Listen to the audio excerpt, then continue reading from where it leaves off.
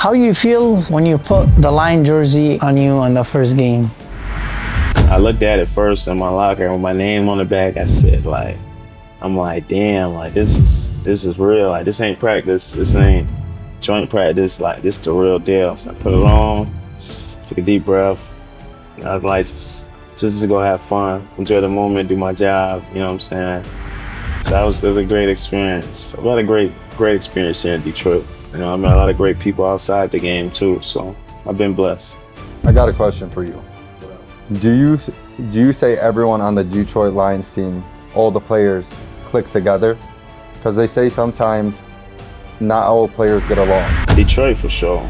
Because I've seen some places and I know some places where like you got teammates that don't click and don't get together, but everybody click from offense, defense, special teams, regardless. It's like it's a real brotherhood in that building. You know what I'm saying?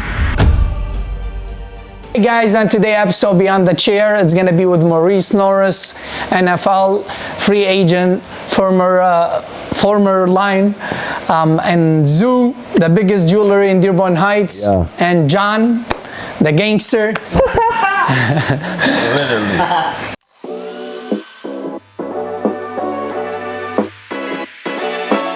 So Morice, tell us about how you started, where you grew up.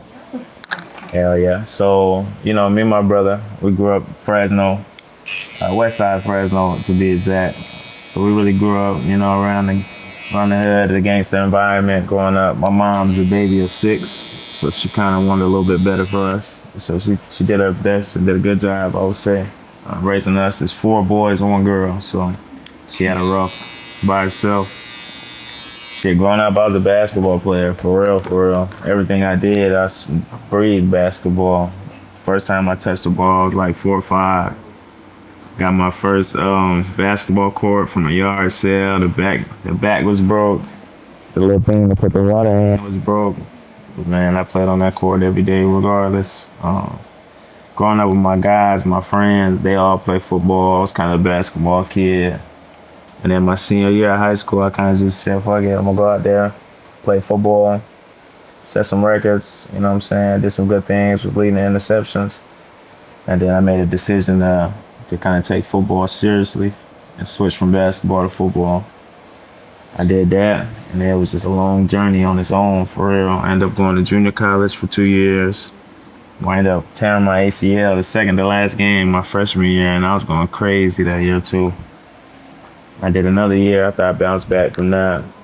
I had a preferred walk-on to New Mexico State. We drove all the way out there. Remember we drove all the way out there to New Mexico? Boy, I looked like a crazy asylum. But I went out there and did my thing. They ended up pulling it, told me to find somewhere else to play at. And that's when I went back home to Fresno, walked home, earned a scholarship. Did what I needed to do in my 2 years left that I had. Now I'm in. Where did you grow up? Fresno, Cali, for the most part. So how do you feel when you signed to the NFL? It was like a big dream checked off my to-do list, you know what I'm saying? Because at the top of my list at the time when I was going to junior college, all these things, my top goal was to make it to the league. So when I signed, it was like I did that. But then it was like, now I got to set new goals, you know what I'm saying? So I reached that. I got to set new goals to achieve. And my goals was to play in a couple games, at least my first year, which I did. I played the last 3, one of the biggest games of our season last year. And it was a great feeling, man. It was good for me to give that to my family, to my brother. We had fun. We turned up that whole day I signed. So it was a surreal moment for me and my family. How do you feel when you heard your brother sign to the NFL? It was crazy, dog. Couldn't believe it. You know what I mean? It was. We didn't believe it until he really, you know, like didn't feel it until he stepped on the field for real. You know what I'm saying? Like his very first, game he stepped in was like, damn. But he did that thing. You know what I mean? It was Dream dope. come true. Yeah, you know what I mean? It's a beautiful feeling, you know what I mean? it's always a good feeling when your loved one, you know what I'm saying, accomplish something. You know what I mean? 100%. You feel me, Naki? So yeah, you know, proud. Suzy, tell us about your story about the jewelry, bro. So, growing up, my family's been in the jewelry business their whole life, but they've always been in like Arabic gold, 21 and 18 karat, and traditional wedding rings for bridesmaids. So 2021, 2022 came around. I said, okay, I want to start getting into the jewelry business. I got into, COVID came around, and I was sitting at one of my friends' backyards, Kamid, and we came up with the idea of starting a drop shipping, an online silver, Cuban chains website. So we sold like mainly silver jewelry. And over time, a year, 2 years going on, I seen I'm actually doing good. And it's something I actually enjoy instead of going into dental school and doing something my parents wanted me to do. So I started getting Instagram influencers, TikTokers, celebrities, all different types of clientels. Said, okay, I gotta get away from the silver jewelry so people don't think I'm stuck to the silver jewelry, which the company was called Shop Level Up Jewelry at the time. That was my original company. So I disassociated myself through that company and created a new business called Zoom Co. Zoom Co has been going on for almost 2 years, and I just opened up my own store right now at the moment. It's been about a month now that since Zoom Co has been open. And thank you. And once I turned the company into Zoom Co, my first ever client, like athlete client, professional sport client, was Blake Corum. Blake Corum, I made him his custom piece was a peace sign with the 2 inside of it. Once I made him that piece and he posted it, gave me recognition for my work, I started getting more clients appreciating my work in the athlete industry, from Ann Arbor, Michigan players to Detroit Lions players to Mo himself. Mo, we made him his custom grills, his diamond grills. RIP to them because his car got broken into a week ago and they took him. But we're remaking him a new pair right now. So I continued on the path of sticking to jewelry. But mind you, through my journey in the jewelry industry, my mom didn't want me to go into it. My grandpa didn't want me to go into it because they said it's a hard and it's a competitive business. Think about how many jewelers are on 47th Street in just that one little block. Over 100. What matter? Yeah. At the end of the day, it matters about the name you make for yourself, the reputation you make for yourself, and your workmanship. That's the most important. As long as you take care of others, they'll keep coming back to you. 1000%. I can say for him, like, it's not just really the jewelry. Like, he's a great person, and like the people that come in, He is. you could tell that he's built a relationship connection with them. Even the guys I've brought in or the other guys I've seen from Michigan or whatever. And he's done a lot of people, like not even just here, people from different states or whatever. Yeah. Shout out to you, man. Shout out to you, Yeah, too, he for gave trusting me, he making gave me your the grill. Jesus piece right here. I want to ask him that question. Jewelry Right guy, now. He gave me the Jesus piece right here. jewelry guy, and he doesn't have no chain, no nothing. Yeah. I like to keep simple. Simple. Shit, I ain't have no change. Look at all three of you. All three of your pieces are. Shout out to Zoom. Big shout out to Zoom. Shout out to Zoom, man. Maurice, what's your first day in the line? First day on the Lions. Yes. What looked like? When I came in, shit, we had to do physicals, whole bunch of paperwork. Met the coaches, met some of the players, and the first thing I remember is I'm walking in, and I see Hutch walking. He come up to me. He said, "What's up, Aiden Hutchinson?" Shook his hand, real nice dude, big smile, whatever. I was like, "Damn, really in this thing." Like that was my first day, and I was like, "I'm really in the league." Like, but that was a memorable moment. And then meetings and meeting everybody, meeting all my guys. Me and Terrion clicked. Me and Ennis clicked off rip. We kind of made our little circle with each other, and then we just got to the grind together, man. How you feel when you put the line jersey on you on the first game? First game was playing the Giants. That was my first game preseason. I just had a good ass joint practice camp. So, and I was starting that game, so I put it on. I looked at it first in my locker with my name on the back. I said, like, I'm like, damn, like this is real. Like this ain't practice. This ain't joint practice. Like this the real deal. So I put it on, took a deep breath. And I was like, just to go have fun, enjoy the moment, do my job. You know what I'm saying? So it was a great experience. A lot of great experience here in Detroit. You know, I met a lot of great people outside the game too. So I've been blessed. I got a question for you. Do you say everyone on the Detroit Lions team, all the players, click together? Because they say sometimes not all players get along. You're right. Detroit for sure. I've seen some places and I know some places where like you got teammates that don't click and don't get together, but everybody click from offense, defense, special teams, regardless. It's like it's a real brotherhood in that building. You know what I'm saying? No, I can tell because I met all you guys. We're all friends. Me, you, Terrion. We're all close, and I feel like you guys are one. You guys are so close together. It's like your brothers. You guys will do anything for each other. 100%. 100%. So you was talking about your mom. She raised five kids, and she was struggling. How did she feel when she saw you were playing on the Detroit Lions, the first Lions? She the happiest. She got a Detroit Lions dress. She had the earrings. She had the damn bracelet. You know, she was a proud mama for sure. She seen the journey that I went through to get here. You know, junior college is not easy. That's a whole different life.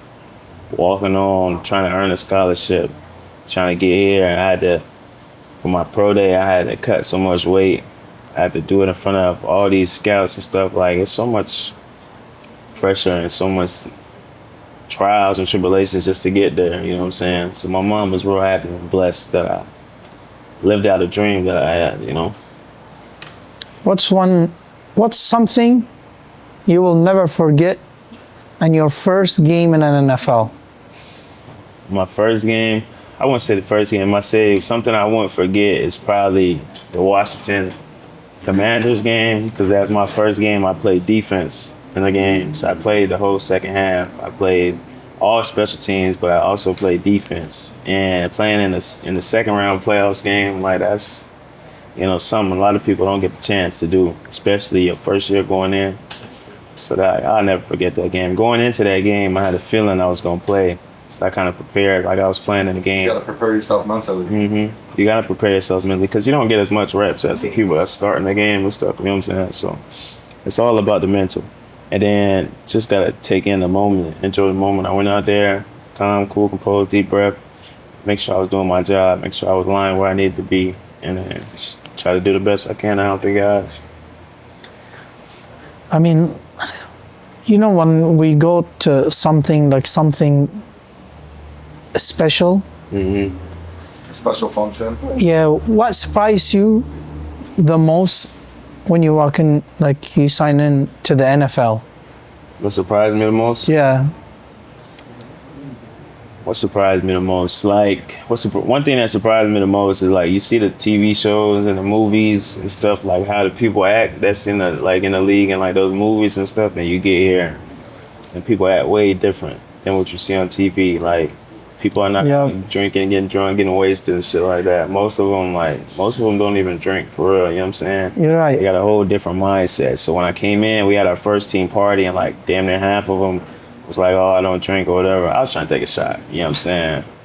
And like most of the starters was like, nah, I don't drink. So that kind of changed my mindset for real. I'm like, shit, if they don't do this, they've been in here. Why the hell I'm gonna do it, you know what I'm saying? So that kind of 100%. that changed my mindset, perspective on some things for sure. No, I feel like you learn a lot of things from all your teammates, all different things. And you guys pick yourselves up, each other up, to make sure you guys are all working and grinding. You know, like when you play in college and you play in the NFL, so what's the difference between like you playing in college and in NFL? Is it any different or it's kind of the same? Nah, it's a big difference. Really? Yeah. NFL, it's different. NFL like 10 times college. If I went back to college right now, I'd fuck college up. Like Think about it. It's different. You got to think about it, Steve. All the top players in the whole United States are playing in the NFL. It's not even just U.S. You're getting them across the country now. But like you got the best players and the O line and D line, like those like the freakiest athletes you'll see. They 10 times better than college O line, D line. You know what I'm saying? And the quarterbacks, the precision, the accuracy, the thinking, like it's so much faster. Even when I got in the game, like the first series, like that John was moving quick. So you gotta really be able to calm and slow the game down, and it's hard for some people. That's why they can't make it at this level. And think about all the distractions from all the fans, too. Yeah, that lights, that noise, the light and noise will do it to you. I feel like right now Detroit too is one of the loudest stadiums out of all the teams. And Yeah, it be cracking in there. I ain't gonna lie. my ears, I need to put some earplugs in when I go to the game. Is it the train different too? The training is, yeah, it's up there. I think from my college that I went to, first shout out Fresno State, you know what I'm saying, to here, it's war, everything. Every practice is like a game, you know what I'm saying? And every practice is damn near harder than the game. So like we hitting it hard every day. Like that's what it take, you know? How did you prepare like before the game started?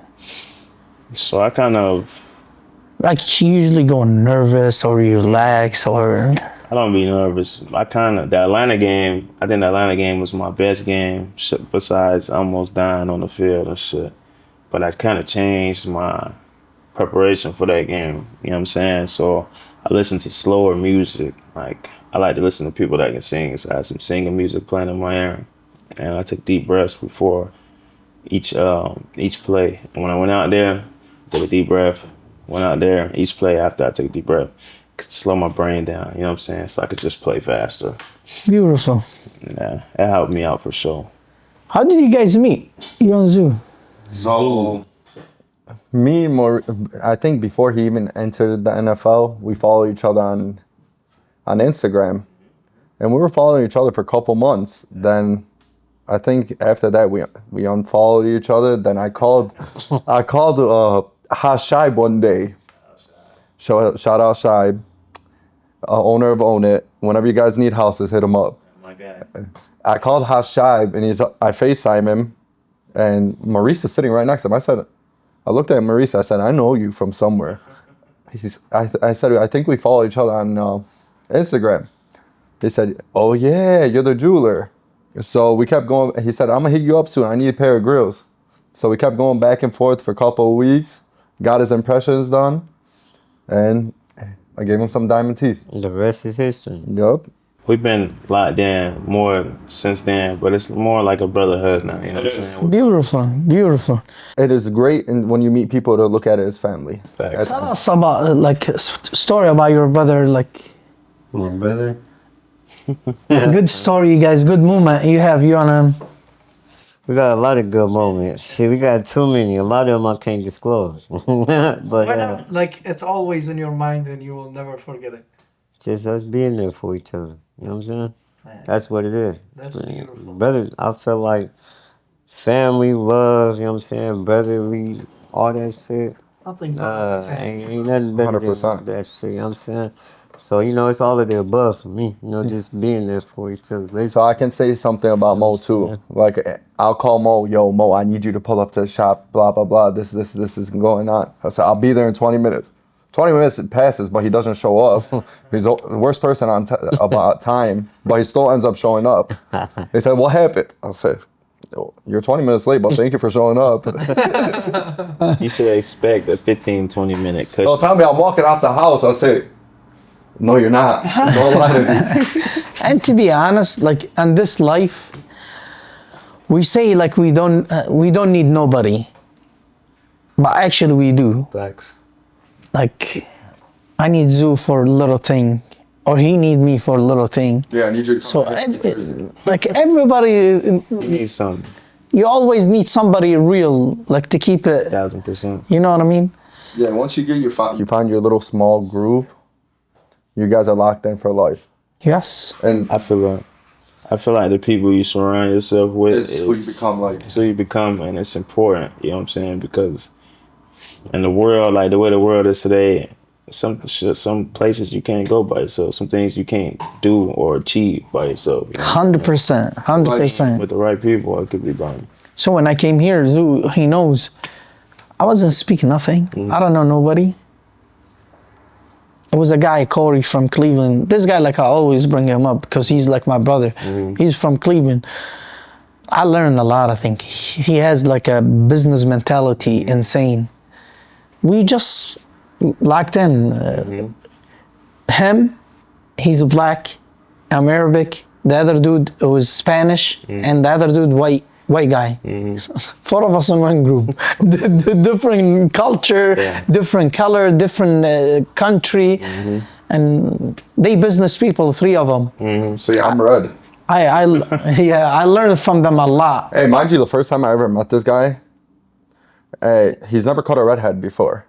Okay, I walked into his old work when he first came to America. He looks at me, hey, he grabs a fire extinguisher and wants to put my hair out on fire, act like he was taking a picture, putting my hair out on fire. And this guy doesn't speak a lick of English at that time. He says, the fire extinguisher. I can see that. That's crazy. You know they say gingers are damn near black, so you damn near black, bro. What do you mean? I was out in Ann Arbor one day and a guy walks up to me. He said, what up, my brother? I said, wait, I was so confused. Do I know this guy? It's when that trend came out, and everyone with me is looking, how do you know this guy? I said, I don't know this guy. Then why is he telling you, what up, my brother? We all look and say, oh, gingers are black now, that's why. So, Maurice, what's your daily routine look like now? We know like you free agent now. So now, like, what I do most in the day is I train for one. Gotta stay healthy, gotta stay in shape, gotta stay ready. You know what I'm saying? I train, but this time is also giving me time to set up kind of my stuff. I always wanted to be more than a ball player. You know what I'm saying? I got so many ideas that kind of run through my brain. So I got a foundation that I just launched that I'm finalizing and stuff like that. Working on my own podcast right now as well. Beautiful. Yeah. I've been dabbling into some real estate. I got some real estate properties under my belt. I got some new ones that I'm looking to get and secure. One of the main things outside of those things is I'm working on my own tech company.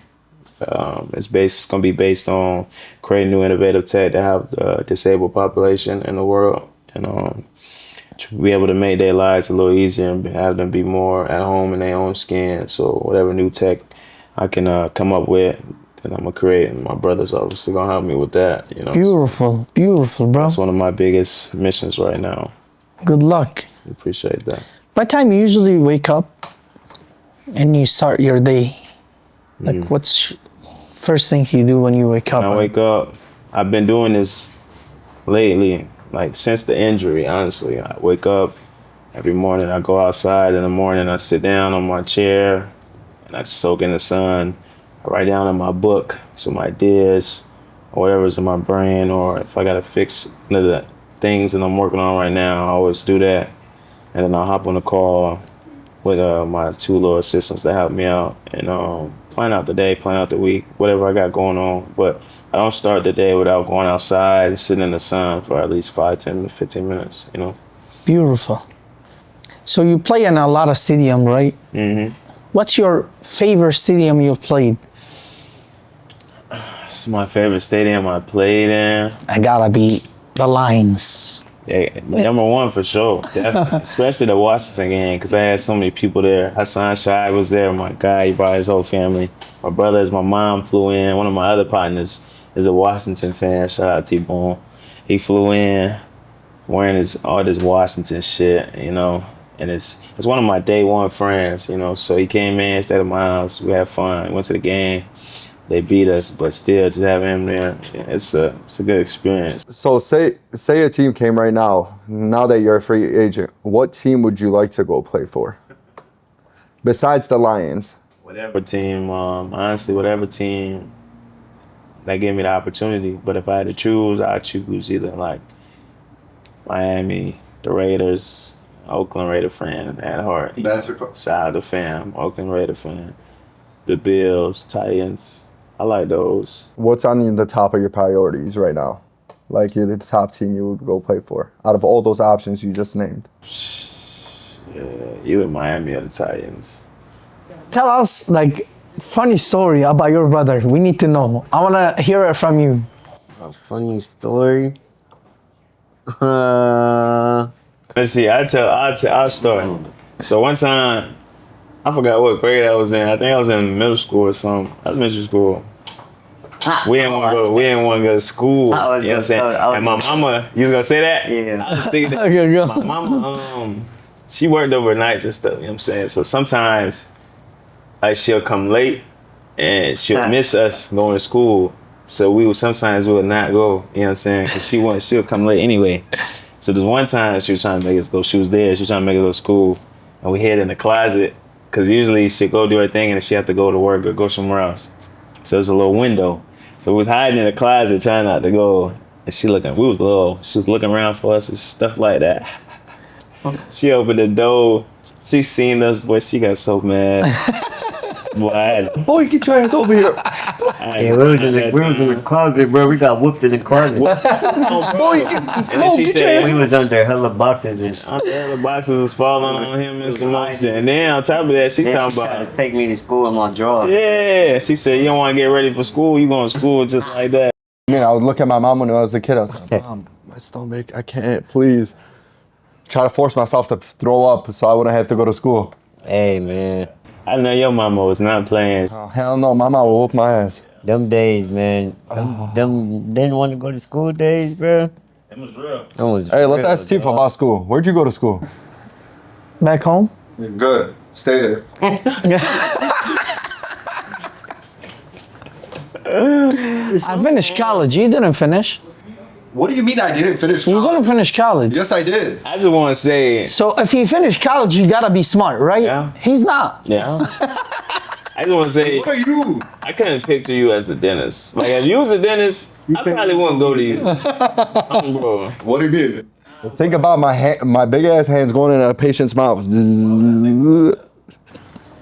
I wouldn't think of you as a dentist. I wouldn't think of you. I'll tell him, hey, you want grills? You want grills?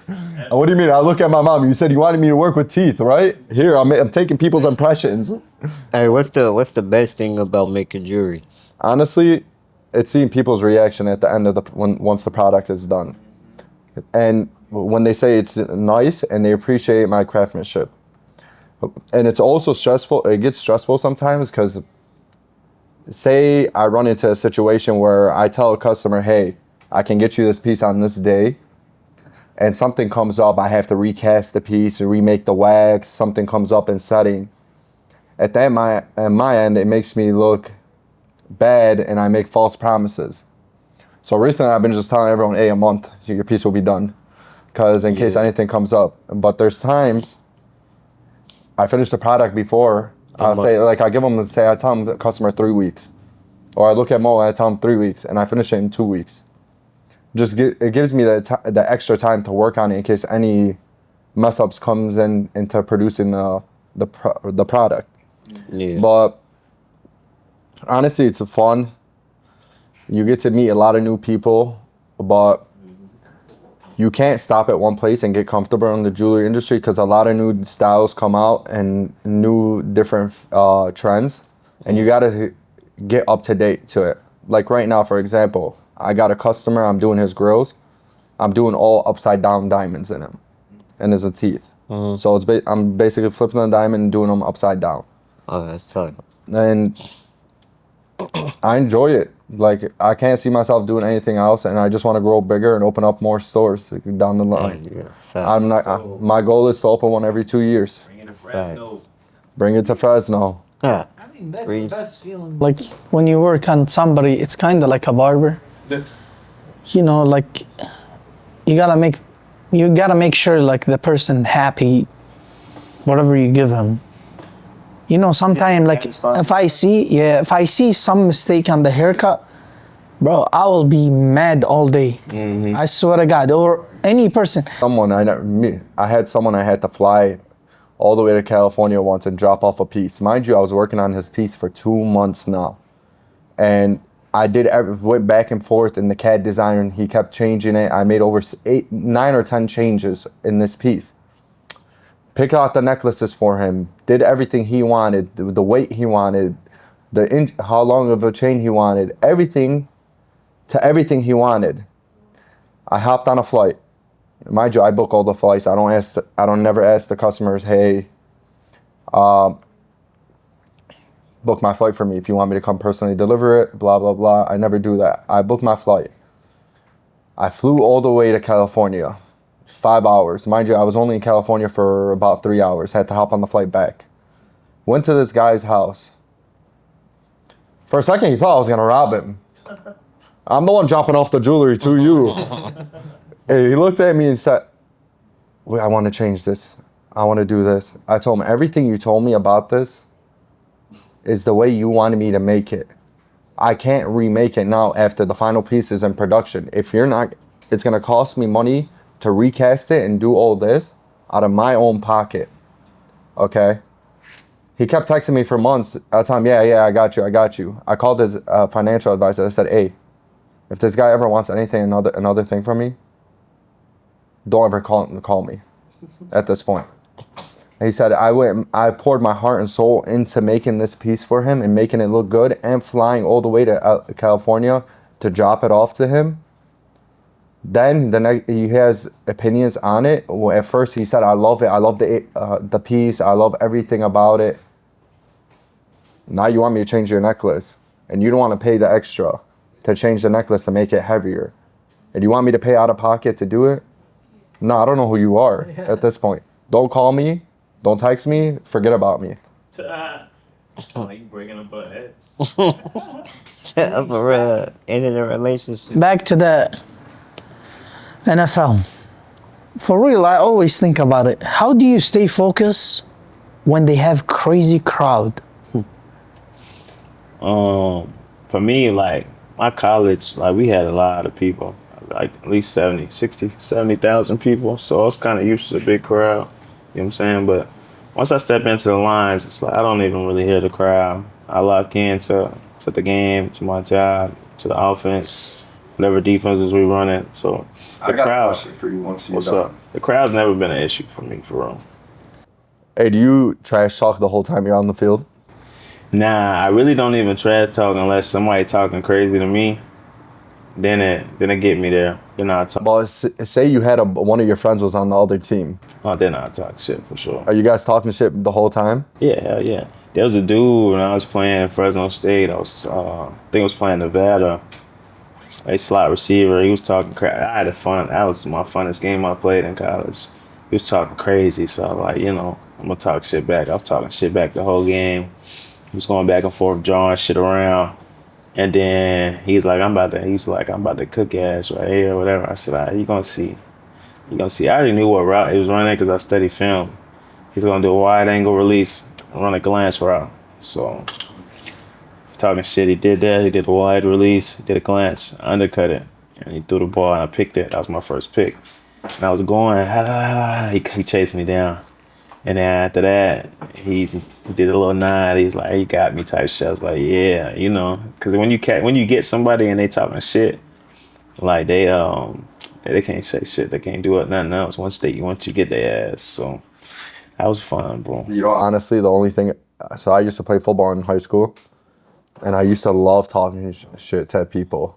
Like one time, my cousin was in front of me. I punched him in the balls. To piss him off, and he started chasing me. He just started chasing me across the field. Shout out Hussein Barrow. He started talking things. I was playing linebacker back in high school. I walked up to him, popped him, and he got so pissed that the coach made us go do Oklahoma drills after. And I can see you doing some shit like that. I would. It's crazy. He is. What's wrong with him? The only reason I would want to get on the NFL field is to talk shit to other players. I'll be the most hated player. I used to when I play soccer, yeah. I just get them really angry. That way they can't play right. Yeah. When you be like, you just want to kill me. Like But it's okay. I'm just laughing. Yep. Who was the hardest player you had to guard? Hardest player I had to guard? I say Saint. For sure. Saint for Yeah. sure. Saint's one of the top receivers in the NFL, if not the best. We've had some good days. Do you have any favorite coach on the lines? Jim O'Neil, safety coach. He really taught to me my whole process before I came to the league. Like he showed the most love before I got here, while I was here. You know, he really brought me in under his wing. Great coach, great guy, regardless. You know, so Jim O'Neil for sure. That's my dog. What's the funniest teammate in the locker room? It's either Terrion or Kirby for sure. Kirby? Hell yeah, Kirby's funny, bro. Kirby just do whatever he want to do. Terrion say whatever the fuck pop up in his brain. Whatever. Terrion just says anything.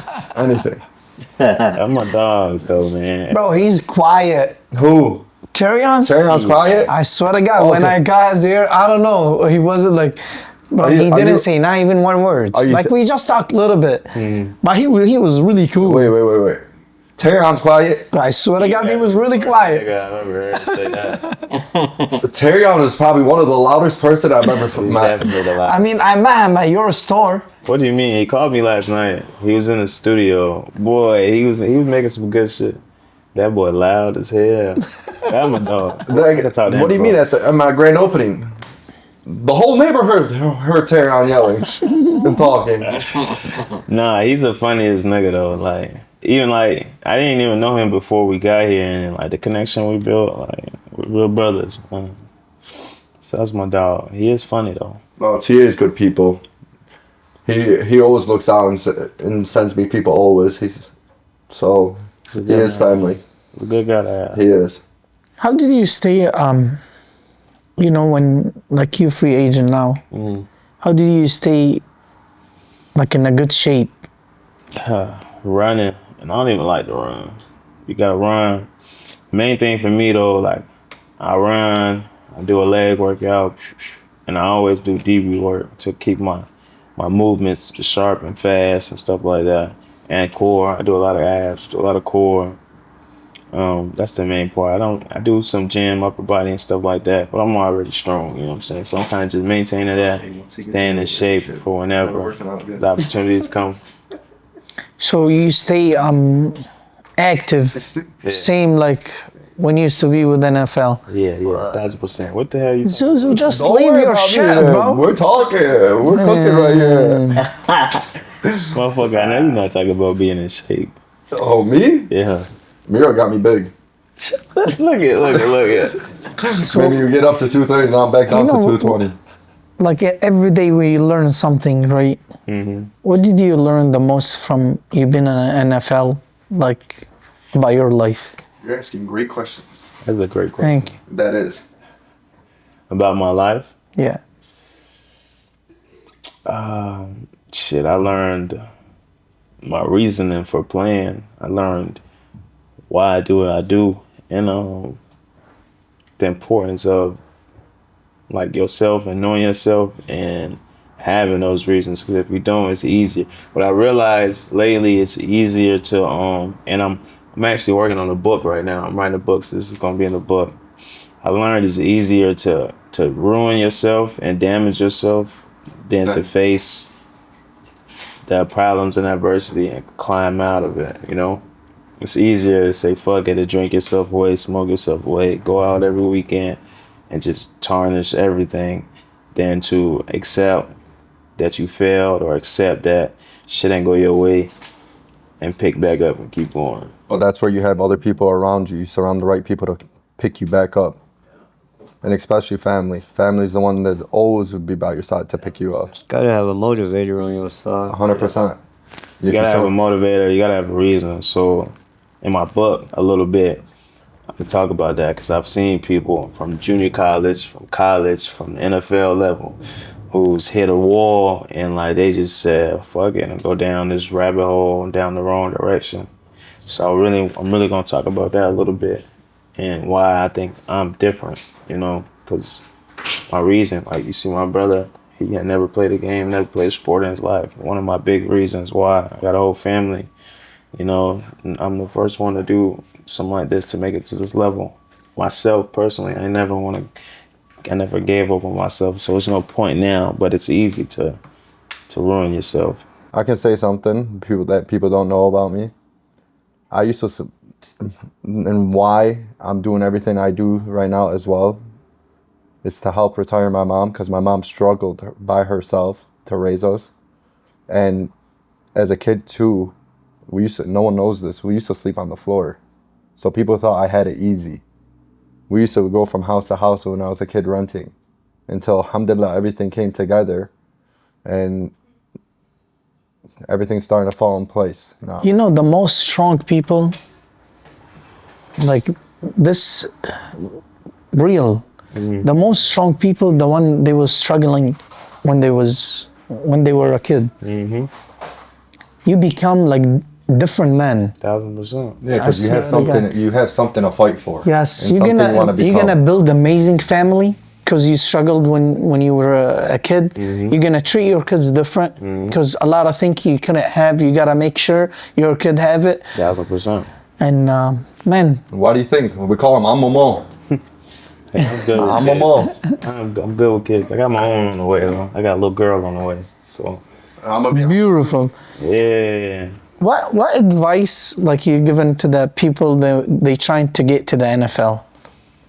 The main thing I tell them like is to never give up on yourself, no matter what people say. People gonna laugh at you, people gonna doubt you, people gonna say, hey, go do something else, whatever the case is. As long as you're true to yourself and your heart, you know where you want to go, you believe in yourself, then just walk that path. Because regardless, you're gonna have trials, you're gonna have tribulations, you're gonna have obstacles that's gonna try to deter you or whatever. My path wasn't easy, but I always knew I wasn't gonna give up on myself, and I always knew where I could play at and where I belong. So I just kept my head up, chest out, kept moving, and you know, bear the fruits of the labor. Because I've been here, blessed to play the first year. Second year didn't go how I wanted it to start, but you know, it's all about the finish. It's all about the end goal. So wherever you end up, you know. God have better place for you to go to. Trust me. Inshallah. Yep, I like that one. Yeah, So you about it like about people, they're gonna laugh at you. They gonna Zoo. He knows when I came here, like I don't even like when I post a post. I don't have to speak. My work speak it for me. So people, they talk about my accent. I can't even, before like I don't talk. So what I told them, look, you speak very well. Yeah. You were born here and you didn't do what I did. So I don't have to speak, but I'm doing great thing. 1000%. And one of my guy, he's the most like support me really well. He always tell me, Tief, I don't know why, like when I see you, I feel happy. I just want to do more great thing in my life. Like you motivate me. And look, people, they used to talk about accent. Now you have your own podcast and talking to people. I mean, serious. It's like. I could say you can fix your English a little bit. I like it. People like it. No, it's cool. It's cool. It's cool. You know? Yeah. There's no point to adapt and try to change too much. You know what I'm saying? As long as you being you and you real with yourself and you feel comfortable with yourself, that shit, fuck it. Hey, but I can say he gives 100%. the killer haircut. Now, I appreciate you. that. My haircut's at 10 o'clock. Be there here at 9:40 or I'm canceling you. If you're at 10 o'clock, you're late. You know, he likes to come late, and I hate people come late. I'm not gonna lie to you. I used to cut like most of the Detroit lines. I don't know what's wrong with them. They always late. So I said, you know what, bro? I don't want to ruin my whole day just waiting on each person. I'm gonna push my whole day behind. So I said, you know what? I'm done with that. I'm not gonna cut because they come like half hour late. Yeah. Half hour, I can finish half haircut. That's the reason. Be like that. But like I have really good relationship with the Lions players. Really good. I'm glad I have a good relationship with you too. You my guy, Zoo. I appreciate that. Shit. What led you to start wanting to cut hair? That's the crazy about it. I wasn't interested to be a barber. Yeah, I could. Yeah. I said that story before. It was boys like us hanging out, but I love to do beards. And I started just doing my boys. One of my guy, I did his beard, and he wouldn't get a haircut with the barber. And the barber overseas, he told him, bro, who cut you? Who did your beard? He told him, oh, Chief. Is he a barber? He told him, no. He just did he always do our beard. Bro, call him, let him work with me. I used to be young, I don't want to work. Oh, you thought you were him? Yeah, he called me, he told me, come work. I told him, I don't want to work. So he went to my family and told my family, hey, you gotta let him come and work. Yeah. My family whooped my ass. Hey, you gotta start working. Better you hanging out around. So I just started, and first year, it was a competition overseas. They did it at 55 barbers.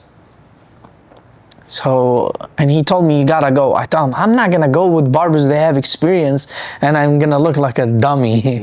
He said, bro, I swear to God, I'm not gonna be there because I can't win with these guys. You have to go. He got me ticket, and he got me the ticket, and I went over there. Bro, I got number 2. And the first, they give it to both of us, me and the other barber, they give us second place. The other barber's name that beat you. And it wasn't even he's in the capital. He was an old barber. He came to the show and they give it to him as a respect. Okay. So basically, we got me and the other guy. So you got robbed? No, I don't mind even if I get 5th. I was a year in a barber. You know what I mean? It's a pleasure to be there. Yeah, that was good. Morice, I appreciate you for coming. Thank you so much. Appreciate you for having me. It was amazing to meet you, to be honest. John, too. Thank you for coming, bro. No doubt. Zoo, my brother, I love you, bro. My brother. Thank you. Man, appreciate you, brother. Thank you, bro. Thank you. No doubt.